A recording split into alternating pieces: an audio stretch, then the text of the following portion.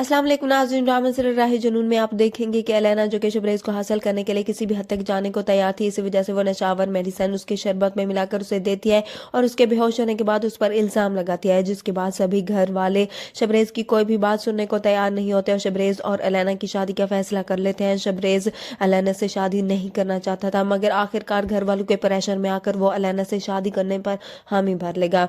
मगर जो game Elena ने शबरेज़ के साथ खेला है वो उसमें कभी कामयाब नहीं होने वाली। शबरेज़ कभी भी उससे शादी नहीं करेगा। एलेना बहुत खुश होती है क्योंकि वो अपने मकसद में कामयाब होने वाली थी।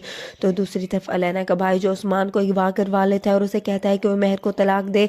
उस्मान यही समझ रहा होता है कि शबरेज़ ही है जो सब कुछ कर रहा है। उस्मान इन लोगों से जान छुड़वाने की खातिर मेहर को तलाक देने पर राजी हो जाता है, इसलिए वो आकर मेहर को तलाक दे देगा। तो दूसरी तरफ शबरेज़ भी अपनी शादी छोड़कर वहां से चला जाएगा क्योंकि शबरेज़ मेहर से बेवफाई नहीं करना चाहता था। वहां पर मेहर भी तलाक के बाद जब अपने घर आती है तो उसकी माँ उसे कहती है कि मुझे यकीन था कि तुम अपना घर नहीं बसा पाओगे, तुम्हारी वजह से तुम्हारी बहन की भी शादी नहीं हो पाई। मेहर अपनी माँ को यकीन दिलाने की कोशिश करती है। वो कहती है कि मैं इस शादी को कभी नहीं खत्म करना चाहती थी, आपने जहाँ चाहा मैंने वहाँ शादी की। उसका बाप उसे कहेगा कि सब कुछ तुम्हारी वजह से हो रहा है, मैंने किसी के सामने नजर मिलाने के लायक नहीं रहा।